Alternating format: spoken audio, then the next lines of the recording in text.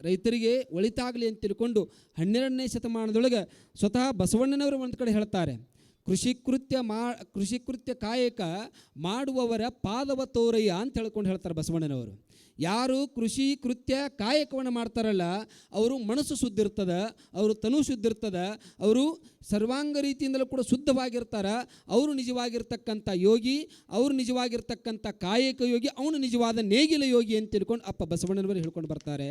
ಆ ನಿಟ್ಟಿನೊಳಗೆ 12ನೇ ಶತಮಾನದ ಇಲ್ಲಿವರೆಗೂ ಸಹಿತ ನಮ್ಮ ಭಾರತ ದೇಶದ ಬೆನ್ನೆಲುಬು ಯಾರ್ರೀ ರೈತ. ಆ ರೈತಗೋಸ್ಕರವಾಗಿ ನಾವೆಲ್ಲರೂ ಕೂಡ ತನ್ನ ಬಣ್ಣವನ್ನು ಭೂಮಿಗೆ ಕೊಟ್ಟು ಭೂಮಿಯ ಬಣ್ಣವನ್ನು ತಾನು ತೆಗೆದುಕೊಂಡು ಸದಾವಕಾಲ ಸಮಾಜಕ್ಕೋಸ್ಕರವಾಗಿ ಇಡೀ ಜಗತ್ತಿಗೆ ಅನ್ನವನ್ನು ನೀಡುವಂಥ ರೈತಗೆ ಒಂದು ಸಾರಿ ಜೋರು ಚಪ್ಪಾಳೆ ಚಟ್ರಿ. ಜೈ ಜವಾನ್ ಜೈ ಜವಾನ್. ಹಾಂ, ಇಟ್ಟೆಲ್ಲ ನಮ್ಮವು ಹೇಳಿದ್ರಲ್ರಿ, ನೀವು ಸುಮ್ಕುಂದ್ರಿ. ಈಗ ಹೊಡಿತಾರೆ ನೋಡ್ರಿ ಅವರು. ನಾವು ನಾಳೆ ನನ್ನ ಮಗಳನ್ನ ಕೊಡ್ತಾನೆ ರೈತಗೆ ಕೊಡ್ತಾನೆ ಹೊಡ್ರಿ ನೋಡಿ. ಈಗ ಹೊಡಿದಿಲ್ರಿ ಅವ್ರ ಮಂದಿ. ಇದ್ರೊಳಗೆ ಮೇನ್ ತಪ್ಪು ಯಾರು ನಡೆದೈತವ ಇದ್ರೊಳಗೆ. ರೈತನ ಬಗ್ಗೆ ಇಟ್ಟೆಲ್ಲ ನಾವು ಖುಷಿ ಪಡ್ತೀವಿ, ಇಟ್ಟೆಲ್ಲ ಹೇಳ್ತೀವಿ. ಆದರೆ ಅದ ರೈತಗೆ ಕನ್ಯಾ ಕೊಡಬೇಕಾದ್ರೆ ನಮ್ಮ ಅಪ್ಪಗಳೇನೋ ಸ್ವಲ್ಪ ಇರಲಿ, ನಾವು ರೈತರದಿ ಅವ್ರು ರೈತರ ಕೊಡೋಣ ಅಂತ ಅವ್ರು ಅಂತಿರ್ತಾರೆ. ಆದರೆ ನಮ್ಮವುಗಳು ಅಲ್ಲಿ ಒಂದಿಷ್ಟು ಕಾಲಿಡ ಜಗ್ಗುವಂಥ ಪ್ರಯತ್ನ ಮಾಡಾಕತ್ತಾರೆ. ದಯವಿಟ್ಟು ಹಾಗಾಗಬಾರ್ದು. ಒಬ್ಬ ರೈತ ಇಡೀ ಜಗತ್ತಿಗೆ ಅನ್ನವನ್ನು ಕೊಡುವಂಥ ರೈತ, ಅವನು ಬಾಳವು ಕೂಡ ಬಂಗಾರವಾಗಲಿ ಅಂತ ತಿಳ್ಕೊಂಡು ತಾವೆಲ್ಲ ಕೂಡ ಹರಿಸಿ ಅಂಥವ್ರಿಗೆ ಕೂಡ ಕಣ್ಣಿಯನ್ನು ಕೊಡುವಂಥ ಪ್ರಯತ್ನವನ್ನು ಮಾಡಬೇಕು. ಆ ನಿಟ್ಟಿನೊಳಗೆ ಇವತ್ತಿನ ದಿವಸ ನಮ್ಮ ಭಾಳ ದಿವಸಕ್ಕೆ ಬೆಟ್ಟಾದಾಗೊಮ್ಮೆ ಏನು ಕೇಳ್ತೀರಿ, ಆರಾಮದಿರಿ ಅಂತ ಕೇಳ್ತೀರಿ. ಎದುರಿಗಿದ್ದವರು ಅವ್ರು ಸುಮ್ಮಿರ್ತಾರನ್ರಿ, ಅವ್ರೇನು ಕೇಳ್ತಾರೆ, ಏನು ಕೇಳ್ತಾರೆ ರೀ? ನಾವು ಆರಾಮದೀವ್ರಿ, ನೀವು? ಹಾಂ, ನಾವು ಆರಾಮದೀವ್ರಿ. ಇಬ್ಬರು ಬಂದಿದ್ದಲ್ಲೇ ದವಾಖಾನೆಗೆ ಅವರು. ಮತ್ತು ಆರಾಮಿದ್ರೆ ದವಾಖಾನೆಗೆ ಯಾಕೆ ಬರಬೇಕು? ಇದೊಂದು ಪ್ರಶ್ನೆ ಕಾಡ್ತದಲ್ಲ ಭಾಳಷ್ಟು ಮಂದಿಗೆ. ನಾವು ಇಷ್ಟು ಮಂದಿಗೆ ಒಂದು ಸುಮ್ಮನೆ ನಿಮಗೆ ಪ್ರಶ್ನೆ ಮಾಡಿದ್ದೀವಿ ಅಂತಂದರೆ, ಎಲ್ಲರೂ ಆರಾಮಾಗಿದ್ದೀರಾ, ಎಲ್ಲದರಿಂದ ಸುಖದಿಂದ ಅದೀರಾ ಅಂತ ತಿಳ್ಕೊಂಡು ಪ್ರಶ್ನೆ ಮಾಡಿದರೆ ಯಾರೊಬ್ಬರು ಕೈ ಎತ್ತಂಗಲ್ಲ. ಎಲ್ಲರ ಮನುಷ್ಯನ ಜೀವನದೊಳಗೆ ಒಂದಿಲ್ಲ ಒಂದು ಸಮಸ್ಯೆಗಳು ಇರೋದೇ. ಯಾಕ್ರಿ? ಇಲ್ಲರಿ, ನಾವು ಸಂಪೂರ್ಣವಾಗಿ ಆರಾಮಾದಿಲ್ಲ, ನಮಗೆ ಯಾವುದೇ ರೀತಿಯಾಗಿರ್ತಕ್ಕಂಥ ತೊಂದರೆಗಳು ಬಂದಿಲ್ಲ ಅನ್ನುವಂಥವ್ರು ಯಾರಾದರೂ ಇದೀವ ನಾವು? ಅದಕ್ಕೆ ಶ್ರೀಮನ್ ನಿಜಗುಣ ಶಿವಯೋಗಿಗಳು ಹೇಳ್ತಾರೆ, ನರಜನ್ಮದಿಂದಿಹದೋಳ್ ಮಿಗಿಲುಂಟೆ. ಮನುಷ್ಯ ಜನ್ಮಕ್ಕಿಂತ ಮತ್ತೊಂದು ಯಾವುದಾದ್ರೂ ಜನ್ಮ ಐತೆ ಅನ್ನುವಂಥ ಪ್ರಶ್ನೆ ಮಾಡ್ತಾರೆ. ಮನುಷ್ಯ ಜನ್ಮಕ್ಕೆ ಬಂದೀವಿ ಅಂತಂದ ಮೇಲೆ ಮತ್ತೊಬ್ಬರಿಗೆ ಒಳ್ಳೆಯ ಕಾರ್ಯಗಳನ್ನು ಮಾಡುವುದು ಎಷ್ಟು ಸಾಧ್ಯದಷ್ಟು ನಮ್ಮಿಂದ ಸಮಾಜಮುಖಿ ಆಗಿರ್ತಕ್ಕಂಥದ್ದು ಏನು ಸಾಧ್ಯದ ಆ ಕಾರ್ಯಗಳನ್ನು ಮಾಡುವಂಥ ಪ್ರಯತ್ನ ಮಾಡುವುದು. ಆ ಕಾರಣಕ್ಕೋಸ್ಕರವಾಗಿ ಪರೋಪಕಾರಾರ್ಥಂ ಇದಂ ಶರೀರಂ ಅಂದರೆ ಮತ್ತೊಬ್ಬರಿಗೆ ಒಳ್ಳೆಯದನ್ನು ಮಾಡುವುದೇ ಈ ಮನುಷ್ಯನ ಕಾಯಕ ಆಗಬೇಕು ಅಂತ. ನಿಮಗೆ ಸುಮ್ಮನೆ ಒಂದು ಉದಾಹರಣೆ ಹೇಳಿದ್ರೆ ಅರ್ಥ ಆಗ್ತದೆ. ನಾವೆಲ್ಲ ಆರಾಧನೆ ಮಾಡುವಂಥ ಶಿವಲಿಂಗೇಶ್ವರ ಅಪ್ಪವರು ಅಂತ ಒಬ್ಬರು ಮಹಾತ್ಮರು ಒಬ್ಬರು ಶಿಷ್ಯನನ್ನು ಕರ್ಕೊಂಡು ಹೊಂಟಿದ್ರಂತೆ. ಶಿವಲಿಂಗೇಶ್ವರ ಅಪ್ಪವರು ಅಂತ ಒಬ್ಬರು ಮಹಾತ್ಮರು ಹೋಗುವಂಥ ಸಂದರ್ಭದೊಳಗೆ ಶಿಷ್ಯನ ಕರ್ಕೊಂಡು ಹೋಗುವಾಗ ಅಲ್ಲಿ ದಾರಿ ಒಳಗೆ ಒಬ್ಬರು ಭಿಕ್ಷುಕರು ಕೂತಿದ್ರು. ಯಾವಾಗ ಭಿಕ್ಷುಕ ಕುಳಿತಿರುವಂಥ ಸಂದರ್ಭದೊಳಗೆ ಅವಾಗ ಶಿವಲಿಂಗೇಶ್ವರ ಅಪ್ಪವ್ರ ದೃಷ್ಟಿ ಆ ಭಿಕ್ಷುಕನ ಮೇಲೆ ಬಿತ್ತಂತ. ಯಾವಾಗ ಶಿವಲಿಂಗೇಶ್ವರ ಅಪ್ಪರಂಥ ಮಹಾತ್ಮರ ದೃಷ್ಟಿ ಆ ಭಿಕ್ಷುಕನ ಮೇಲೆ ಬಿದ್ದ ತಕ್ಷಣದೊಳಗೆ ಶಿವಲಿಂಗೇಶ್ವರ ಅಪ್ಪವರು ವಿಚಾರ ಮಾಡ್ತಾರೆ. ಅವ್ರು ಯಾರೋ ಒಬ್ಬರು ಸಾಹುಕಾರ ಅಂತ ಒಬ್ಬ ಸಾಹುಕಾರ ಬಂದು ಒಂದಿಷ್ಟು ಬಂಗಾರದ ನಾಣ್ಯಗಳ ಚೀಲ ಕೊಟ್ಟು ಹೋಗಿದ್ರು. ಅವಾಗ ಶಿವಲಿಂಗೇಶ್ವರ ಅಪ್ಪರಂಥ ಮಹಾತ್ಮರಂತ ವಿಚಾರ ಮಾಡ್ತಾರೆ ಅವರು, ಈ ನಾಣ್ಯಗಳನ್ನು ತೊಗೊಂಡು ಏನು ಮಾಡೋದದ ಸಮಾಜಮುಖಿಯಾಗಿ ಕಾರ್ಯ ಆಗಲಿ ಅಂತ ತಿಳ್ಕೊಂಡು ಪಾಪ ಭಿಕ್ಷೆ ಕೇಳಾಕತ್ತಾನ ಅವಂಗಿರಲಿ ಅಂತ ತಿಳ್ಕೊಂಡು ಆ ನಾಣ್ಯ ಬಂಗಾರದ ನಾಣ್ಯಗಳನ್ನು ಆ ಭಿಕ್ಷುಕನ ಕೈ ಒಳಗೆ ಕೊಟ್ಟುಬಿಟ್ರು. ಲಕ್ಷ್ಯ ಕೊಡ್ಬೇಕು ತಾವೆಲ್ಲ. ಯಾವಾಗ ಬಂಗಾರದ ನಾಣ್ಯಗಳನ್ನು ಕೊಟ್ಟ ತಕ್ಷಣದೊಳಗೆ ಆ ಭಿಕ್ಷುಕ ವಿಚಾರ ಮಾಡಿದ ಏನಂತ, ಆ ಬಂಗಾರದ ನಾಣ್ಯಗಳನ್ನು ನೋಡಿದ ತಕ್ಷಣದೊಳಗೆ ಅವನಿಗೆ ಒಂದಿಷ್ಟು ತಲೆಯೊಳಗೆ ಬಂದದ್ದು ಏನು ಅಂತಂದರೆ, ನನ್ನ ಜೀವನ ಸೆಟ್ಲಾಯಿತು, ಇನ್ಮೇಲೆ ನಾನು ನನ್ನ ಮಕ್ಕಳು ಮೊಮ್ಮಕ್ಕಳ ಪರ್ಯಂತರವಾಗಿ ಆರಾಮಾಗಿ ಜೀವನ ಮಾಡಬಹುದು ಅಂತ ತಿಳ್ಕೊಂಡು ಏನು ಬಂಗಾರದ ನಾಣ್ಯಗಳನ್ನು ತನ್ನ ಸ್ವಂತಕ್ಕೋಸ್ಕರವಾಗಿ ಅಂತ ತೆಗೆದುಕೊಂಡು ಹೋದ ತಕ್ಷಣದೊಳಗೆ ದಾರಿ ಒಳಗೆ ಹೋಗುವಾಗ 4 ಮಂದಿ ಕಳ್ಳರು ಬಂದರು. ಆ ಬಂಗಾರದ ನಾಣ್ಯಗಳನ್ನು ಕಸ್ಕೊಂಡು ಹೋಗಿಬಿಟ್ರು. ಮತ್ತೆ ಮರುದಿವಸನೂ ಬಂದು ಸಹಿತ ಅದೇ ದೇವಸ್ಥಾನದ ಮುಂದ್ಗಡೆ ಮತ್ತೆ ಭಿಕ್ಷೆ ಕೇಳಕ್ಕೆ ಕೂತಿದ್ದ. ಅವಾಗ ಮತ್ತೆ ಶಿವಲಿಂಗೇಶ್ವರಪ್ಪರಂಥ ಮಹಾತ್ಮರು ಶಿಷ್ಯನನ್ನು ಕರ್ಕೊಂಡು ಅದೇ ದಾರಿ ಒಳಗೆ ಹೊಂಟಿದ್ರು. ಹೋಗುವಾಗ ಅವಾಗ ಆ ಭಿಕ್ಷುಕನಿಗೆ ಕೇಳ್ತಾರೆ ಶಿವಲಿಂಗೇಶ್ವರಪ್ಪ ಅವರು ಏನಂತ, ಅಲ್ಲಪ್ಪ ಮತ್ತು ನಿನ್ನೆ ಬಂಗಾರದ ನಾಣ್ಯಗಳನ್ನು ಕೊಟ್ಟಿದ್ನಲ್ಲ ಏನು ಮಾಡಿದಿ? ಇಲ್ಲರಿ ಅಪ್ಪ ಅವರು ನೀವೇನು ಕೊಟ್ಟಿದ್ರೆ ಕರೆ ಒಳ್ಳೇದಾಗಲಿ ಅಂತ, ಆದರೆ ಅಲ್ಲಿ ಬರುವಂಥ 4 ಜನ ಕಳ್ಳರು ಬಂದರು ತೊಗೊಂಡು ಹೋಗಿಬಿಟ್ರು ಅಂದರು. ಯಾವಾಗ ಕಳ್ಳರು ಬಂದು ತೊಗೊಂಡು ಹೋಗಿಬಿಟ್ರು ಅಂದ ತಕ್ಷಣದೊಳಗೆ ಅಲ್ಲಿ ಶಿಷ್ಯ ಅದನ್ನೆಲ್ಲ ನೋಡಾಕತ್ತಿದ್ದ. ತೊಗೊಂಡು ಹೋದ್ರು ಅಂದ ತಕ್ಷಣದೊಳಗೆ ಅವಾಗ ಶಿವಲಿಂಗೇಶ್ವರಪ್ಪ ಅವರು ವಿಚಾರ ಮಾಡ್ತಾರೆ ಮಹಾತ್ಮರು ಏನಂತ, ಅಲ್ಲ ಮತ್ತು ಏನೋ ಅವ್ರು ತೊಗೊಂಡು ಹೋಗ್ಯಾರ ಅಂತಂದ ಮೇಲೆ ವಿಚಾರ ಮಾಡೋಕ್ಕೆ ಹೋಗಬೇಡಪ್ಪ, ಇರಲಿ ಇದೊಂದು ಬಂಗಾರದ ಉಂಗುರದ ಅದ್ರ ಮೇಲೆ ವಜ್ರದ ಹರಳದ, ಇದನ್ನು ಆದರೂ ಸಹಿತ ಚೆಂದಂಗೆ ಜೀವನ ಮಾಡ್ಕೊಂಡು ಉಪಯೋಗ ಮಾಡ್ಕೋಪ್ಪ ಅಂತ ಕೊಟ್ಟರು. ಅವಾಗೂ ಸಹಿತ ಆ ಬಂಗಾರದ ಉಂಗುರ ಮತ್ತು ವಜ್ರದ ಹರಳನ್ನು ತೆಗೆದುಕೊಂಡ ಭಿಕ್ಷುಕ ಅಂತಾನೆ, ಆಯಿತು ಇದನ್ನಾದರೂ ತೆಗೆದುಕೊಂಡು ನನ್ನ ಜೀವನ ಪರ್ಯಂತರವಾಗಿ ಇದನ್ನು ಬಳಸ್ಕೊಂಡ್ರೆ ಆಯಿತು ಅಂತ ತಿಳ್ಕೊಂಡು ನಂದು ಅಂತ ತಿಳ್ಕೊಂಡು ಯಾವಾಗ ಮನುಷ್ಯನೊಳಗೆ ಇಟ್ಕೊಂಡು ಅದನ್ನು ತೊಗೊಂಡು ಮನೆ ಕಡೆ ಹೋದ. ಮನೆಗೆ ಹೋದ ತಕ್ಷಣದೊಳಗೆ ಮನೆ ಒಳಗೆ ಹೆಂಡತಿ ಅಡುಗೆ ಮಾಡಾಕತ್ತಿದ್ಲು. ಆ ಕ್ಷಣದೊಳಗೆ ಒಂದಿಷ್ಟು ನೀರಿನ ಗಡಿಗೆ ಕಾಣ್ತು. ನೀರಿನ ಮಣ್ಣಿನ ಗಡಿಗೆ ಒಳಗೆ ಆ ಬಂಗಾರದ ಉಂಗುರವನ್ನು ಹಾಕಿ ಹೊರಗಡೆ ಹೋಗಿಬಿಟ್ಟ. ಇಲ್ಲಾದ್ರೆ ಜೋಪಾನ ಇರಲಿ ಅಂತ ತಿಳ್ಕೊಂಡು ಯಾವಾಗ ಅಡುಗೆ ಮಾಡಿರ್ತಕ್ಕಂಥ ಮಡದಿ ಹೊರಗಡೆ ಬಂದ್ಲು. ಒಂದಿಷ್ಟು ನೀರು ಆಗ್ಯಾವ, ನೀರು ತರಬೇಕಂತ ತಿಳ್ಕೊಂಡು ಕೃಷ್ಣಾ ನದಿಗೆ ಹೋದ್ಲು. ನೀರು ತರಬೇಕಂತ ತಿಳ್ಕೊಂಡು ಅದ ಗಡಿಗೆ ತೊಗೊಂಡು ಹೋದ್ಲು. ನೀರು ತೊಗೋಬೇಕಂತ ನೀರು ತುಂಬಿಟ್ಲು. ಅದು ಬಂಗಾರದ ನಾಣ್ಯ, ಆ ಬಂಗಾರದ ಉಂಗುರವು ಸಹಿತ ನೀರು ಪಾಲಾಗಿ ಹೋಗಿಬಿಡ್ತು ನೋಡು. ಯಾವಾಗ ಬಂಗಾರದ ಅದು ಉಂಗುರು ಸಹಿತ ನೀರು ಪಾಲಾಗಿ ಹೋಗಿಬಿಡ್ತಲ್ಲ, ಮತ್ತು ಮರುದಿವಸ ಹೋಗಿ ನೋಡ್ತಾನೆ, ಎಲ್ಲಿ ಹೊತ್ತು ಉಂಗುರ ಅಂತ ಕೇಳಿದ. ಇಲ್ಲ, ಮತ್ತು ನಾನು ನೀರು ತರಕ್ಕೆ ಹೋಗಿದ್ದೆ, ಹಿಂಗಾಗಿಬಿಡ್ತು. ಇದು ಅಂತ ಹೊತ್ತ ಹೋಗಲ್ ಬೇಡ ಅಂತ ತಿಳ್ಕೊಂಡು ಮತ್ತೆ ಅದೇ ಗುಡಿಗೆ ಮುಂದುಗಡೆ ಬಂದು ಮತ್ತೆ ಭಗವತಿ ಭಿಕ್ಷಾ ಅಂದೇಹಿ ಅಂತ ಕೇಳ್ಕೊತಕ್ಕಂತ ಅವಾಗ ಶಿವಲಿಂಗೇಶ್ವರಪ್ಪ ಅವರು ಅಂತ ಮಹಾತ್ಮರು ಮತ್ತು ಸೇವಕರು ಇಬ್ಬರು ಅದೇ ದಾರಿಗೊಂಟು ಬರುವಾಗ ಅವಾಗ ಶಿಷ್ಯ ಅಪ್ಪವ್ರು ಕೇಳ್ತಾನೆ, ಅಲ್ರಿ ಅಪ್ಪವ್ರ ನಿನ್ನೆ ಕೊಟ್ಟಿದ್ರಿ ಮತ್ತು ಅದನ್ನು ತೆಗೆದುಕೊಳ್ಳಾರ್ದ ಮತ್ತೆ ಈಗ ಭಿಕ್ಷೆ ಕೇಳಕ್ಕೆ ಬಂದನಲ್ರಿ, ಮತ್ತೆ ಹೆಂಗ್ರಿ ಅಂದರು. ಇಲ್ಲಿದ್ರ ಹಿಂದೆ ಬೇರೆ ಐತೆ, ಸ್ವಲ್ಪ ನೋಡ್ನಿ ಅಂತ ತಿಳ್ಕೊಂಡು ಮಹಾತ್ಮರು ಆ ಶಿಷ್ಯನಿಗೆ ಹೇಳ್ತಾರೆ. ಮಹಾತ್ಮರು ಶಿಷ್ಯನಿಗೆ ಹೇಳಿದ ತಕ್ಷಣದೊಳಗೆ, ಯಾಕಪ್ಪ ಮತ್ತೆ ಭಿಕ್ಷೆ ಕೇಳಾಕತ್ತಿಯಲ್ಲ ಅಪ್ಪವ್ರ, ಅದು ಉಂಗುರು ಸಹಿತ ನೀರು ಪಾಲಾಗಿ ಹೋಗಿಬಿಡ್ತು. ಹೌದಾ, ಈಗ ಏನಿಲ್ಲಪ್ಪ ನನ್ನ ಕಡೆ ಉಳಿದದ್ದು ಎರಡು ನಾಣ್ಯಗಳು ಉಳಿದಾವ.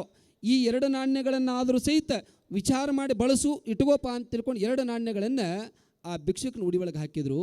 ಯಾವಾಗ ಮಹಾತ್ಮರು ಭಿಕ್ಷುಕರು ಉಡಿ ಒಳಗೆ ಹಾಕಿದ ತಕ್ಷಣ ನಾಣ್ಯಗಳನ್ನು ತೆಗೆದುಕೊಂಡು ಹೋಗುವಂಥ ಸಂದರ್ಭದೊಳಗೆ ಅವನು ವಿಚಾರ ಮಾಡಿದ, ಬಂಗಾರದ ನಾಣ್ಯಗಳನ್ನು ಕೊಟ್ಟಾಗ ನನ್ನ ಜೀವನ ಉದ್ಧಾರ ಆಗ್ತದಂತ ವಿಚಾರ ಮಾಡಿದ್ದೆ. ಅವಾಗೂ ಸಹಿತ ನನಗೆ ಕೈ ನಿಲುಕಲಿಲ್ಲ. ಕೊನೆಗೆ 2ನೇ ಸಾರಿ ಬಂದಾಗ ಆ ಉಂಗುರವನ್ನಾದರೂ ತೆಗೆದುಕೊಂಡು ಏನಾದರೂ ಬಳಸ್ಕೋಬೇಕು ಅಂತ ವಿಚಾರ ಮಾಡಿದೆ, ಅದು ಸಹಿತ ಆಗಲಿಲ್ಲ. ಕೇವಲ 2 ನಾಣ್ಯದಿಂದ ಏನಾಗುವುದದ, 2 ನಾಣ್ಯದಿಂದ ಏನಾಗುವುದು ಅಂತ ತಿಳ್ಕೊಂಡು ಹೋಗುವಂಥ ಸಂದರ್ಭದೊಳಗೆ ಅದೇ ಕೃಷ್ಣಾ ನದಿಯಿಂದ ಒಬ್ಬ ಮೀನುಗಾರ ಮೀನು ಹಿಡ್ಕೊಂಡು ಹೊರಗಡೆ ಹೊಂಟಿದ್ದ. ಹೊರಗಡೆ ಮಾರಬೇಕಂತ ತಿಳ್ಕೊಂಡು ಹೋಗುವಂಥ ಸಂದರ್ಭದೊಳಗೆ ಆ ಬುಟ್ಟಿ ಒಳಗೆ ಒಂದು ಮೀನು ವಿಲಿ ಅಂತ ಒದ್ದಾಡಕತ್ತಿತ್ತು. ಇನ್ನೂ ಸಂಪೂರ್ಣವಾಗಿ ಸತ್ತಿದ್ದಿಲ್ಲ. ಯಾವಾಗ ಅರ್ಜೀವಾಗಿ ಒದ್ದಾಡಕತ್ತಿತ್ತಲ್ಲ, ಅವಾಗ ಭಿಕ್ಷುಕನ ಕಣ್ಣು ಆ ಮೀನಿನ ಮೇಲೆ ಬೀಳುತ್ತದೆ. ಯಾವಾಗ ಮೀನಿನ ಮೇಲೆ ಬಿದ್ದ ತಕ್ಷಣದೊಳಗೆ ವಿಚಾರ ಮಾಡ್ತಾನೆ ಭಿಕ್ಷುಕ, ಏನಂತ, ಅಲ್ಲ ಈ 2 ನಾಣ್ಯಗಳನ್ನು ತೆಗೆದುಕೊಂಡು ಏನೂ ಮಾಡೋಕ್ಕಾಗೋದಿಲ್ಲ, ಈ 2 ನಾಣ್ಯಗಳನ್ನು ತೆಗೆದುಕೊಂಡು ಅವನಿಗೆ ಕೊಟ್ಟು ಆ ಮೀನನ್ನು ಜೀವನ ರಕ್ಷಣೆ ಮಾಡಬಹುದು ಅಂತ ತಿಳ್ಕೊಂಡು 2 ನಾಣ್ಯಗಳನ್ನು ಆ ಮೀನು ಮಾರುವನ ಕೈಯಾಗ ಕೊಟ್ಟ. ಮೀನು ಮಾಡುವನ ಕೈಯಾಗ ಕೊಟ್ಟು 2 ಆ ಮೀನುಗಳನ್ನು ತೆಗೆದುಕೊಂಡು ಹೊಳೆ ನೀರಾಗಿ ಬಿಟ್ಟು ಮೀನಿನ ಜೀವ ರಕ್ಷಣೆ ಆಗಿಬಿಡ್ತು. ಈ ಕಡೆ ಲಕ್ಷ್ಯ ಕೊಡಬೇಕು.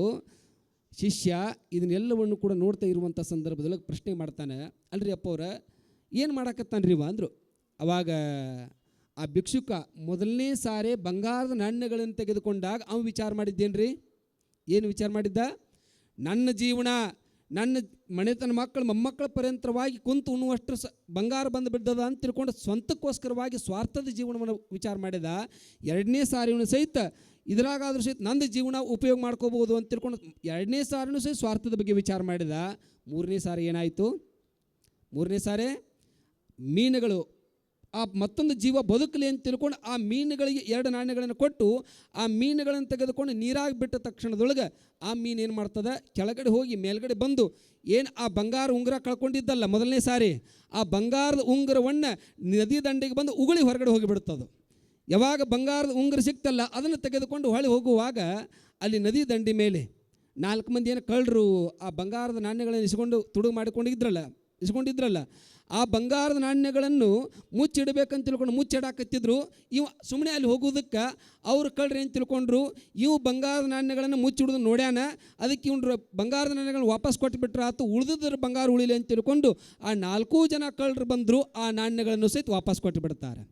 ಅವಾಗ ಮಹಾತ್ಮರು ಶಿವಲಿಂಗೇಶ್ವರಪ್ಪರಂಥ ಮಹಾತ್ಮರು ಶಿಷ್ಯನಿಗೆ ಹೇಳ್ತಾರೆ, ನೋಡಪ್ಪ ಭಿಕ್ಷುಕ ಮೊದಲನೇ ಸಾರಿ ಸ್ವಾರ್ಥಕ್ಕೋಸ್ಕರವಾಗಿ ಹಣವನ್ನು ಬಳಸಬೇಕು ಅಂತ ತಿಳ್ಕೊಂಡು ಏನು ವಿಚಾರ ಮಾಡಿದ್ದಲ್ಲ ಅದು ದಕ್ಕಲಿಲ್ಲ.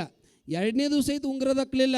3ನೇದು ಯಾವಾಗ ಮತ್ತೊಂದು ಪ್ರಾಣಿ ಜೀವ ಉಳಿಲಿ ಅಂತ ತಿಳ್ಕೊಂಡು ನಾಣ್ಯವನ್ನು ಉಪಯೋಗ ಮಾಡಿದಾಗ ಒಳ್ಳೆ 3 ಫಲಗಳನ್ನು ದೊರಕಿಸಿಕೊಟ್ಟಿರ್ತಕ್ಕಂಥ ಮಹಾತ್ಮರು ಅಂತ ತಿಳ್ಕೊಂಡು ಶಿವಲಿಂಗೇಶ್ವರಪ್ಪರನ್ನು ಬೆಲೆಕೊಂಡು ಕರ್ಕೊಂಡು ಬರ್ತೀವಿ. ಕಾರಣ ಇಷ್ಟೇ, ಯಾರು ಮಾನವ ಜನ್ಮಕ್ಕೋಸ್ಕರವಾಗಿ ಬಂದಿರ್ತೀವಲ್ಲ 84 ಲಕ್ಷ ಜೀವರಾಶಿ ಒಳಗೆ ಶ್ರೇಷ್ಠ ಜನ್ಮ ಅಂತ ಈ ಮಾನವ ಜನ್ಮವನ್ನು ಕರೀತಾರೆ.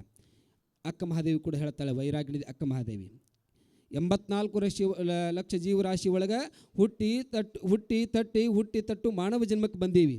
ಅದಕ್ಕೋಸ್ಕರವಾಗಿ ಹುಟ್ಟಿದ ಮೇಲೆ ಹೆಸರಿಡುವಾಗ ತೊಟ್ಟಿನ ಮೇಲೆ ಗುಬ್ಬಿ ಚಟ್ಟ ಕಟ್ಟಿರ್ತಾರೆ ನೋಡ್ರಿ. ಅವ ಎದಕ್ಕೆ ಕಟ್ಟಿರ್ತಾರೆ ರೀ, ಎದಕ್ಕೆ ಕಟ್ಟಿರ್ತಾರೆ ಇವ? ಇವಾಗ ಹಿಂಗೆ ಒಂದು ರೀತಿ ಈಗ ಪೇಷಂಟ್ ಮಾತಾಡ್ಸಕ್ಕೆ ಹೋಗಿರ್ತಾರಲ್ಲ, ಪೇಷಂಟ್ ಮಾತಾಡ್ಸಕ್ಕೆ ಹೋಗಿರ್ತಾರೆ ಗೊತ್ತಂತ ದವಾಖಾನೆಗೆ, ಒಟ್ಟು ಏನೂ ಆಗೈತೆ ಅನ್ನೋ ರೀತಿಯೊಳಗೆ ಮಗ ಗಂಟು ಹಾಕ್ಕೊಂಡು ಅವ್ರು ಮುಂದೆ ಹೋಗಿರ್ತಾರೆ. ಆ ಪೇಷಂಟ್ ಗಾಬಾಗಿರ್ಬೇಕು, ಅದು ಏನಂತ ಏನು ನನಗೆ ಏನಾಗೈತೋ ಇವ್ರಿಗೆ ಏನಾಗೈತೋ ಅಂತ ಅದು ಗಾಬಾಗಿರ್ಬೇಕು. ಹಂಗೆ ಬಂದು ಕೂತ್ಕೊಂಡ್ರಿ ಎಲ್ಲರೂ. ಸ್ವಲ್ಪ ನಗುವಾಗ ನಗಬೇಕು, ಮಾತಾಡಿಸುವಾಗ ಮಾತಾಡಬೇಕು. ಮತ್ತು ಹಿಂಗೆ ಒಟ್ಟು ಏನೂ ಆಗೈತೆ ಅನ್ನೋ ರೀತಿಯೊಳಗೆ ಕೂತ್ಕೊಂಡು ಅದಕ್ಕೆ ಪ್ರವಚನ ಅನ್ನುವುದಿಲ್ಲ, ಸ್ವಲ್ಪ ವಿಷಯಗಳನ್ನು ಚರ್ಚೆ ಮಾಡ್ಕೊಳ್ಳೋದು. ಯಾವಾಗ ಅಲ್ಲಿ ನಾಮಕರಣ ಮಾಡುವಾಗ ಗುಬ್ಬಿ ಚಟ ಕಟ್ಟಿರ್ತಾರೆ ನೋಡ್ರಿ. ಯಾಕೆ ಕಟ್ಟಿರ್ತಾರೆ ರೀ? ಯಾಕೆ ಕಟ್ಟಿರ್ತಾರವ? ಅದರೊಳಗೆ ಗೊಂಬಿ ಚಿತ್ರ ಇರ್ತದೆ. ಯಾವ್ಯಾವ ಗೊಂಬಿ ಇರ್ತಾವ? ನಾಯಿ ಗೊಂಬಿ ಮಾಡಿ ಹಾಕಿರ್ತೀರಿ, ಹಂದಿ ಗೊಂಬಿ ಮಾಡಿ ಹಾಕಿರ್ತೀರಿ, ಕತ್ತಿ ಗೊಂಬಿ ಮಾಡಿ ಹಾಕಿರ್ತೀರಿ, ಗುಬ್ಬಿ, ಕಾಗಿ, ನೂರಾರು ಗೊಂಬಿಗಳನ್ನು ಮಾಡಿ ಹಾಕಿರ್ತಾರಲ್ರಿ. ಯಾಕೆ ಹಾಕಿರ್ತಾರೆ ರೀ? ಏನೋ ಯಪ್ಪ ಹಿಂದೆ ಹಾಕೋತ ಬಂದಾರ, ನಾವು ಹಾಕೋತ ಹೊಂಟೀವಿ. ಇದೇ ನಿಮ್ಮಿಂದ ಬರೋ ಉತ್ತರ ಇದೇ ಒಂದು. ತಾವೆಲ್ಲ ಅರ್ಥ ಮಾಡ್ಕೋಬೇಕು. ನಮ್ಮ ಹಿರಿಯರು ಏನೇ ಕಾರ್ಯಗಳನ್ನು ಮಾಡಲಿ ಯಾವುದನ್ನು ಸುಮ್ಮನೆ ಮಾಡುವುದಿಲ್ಲ.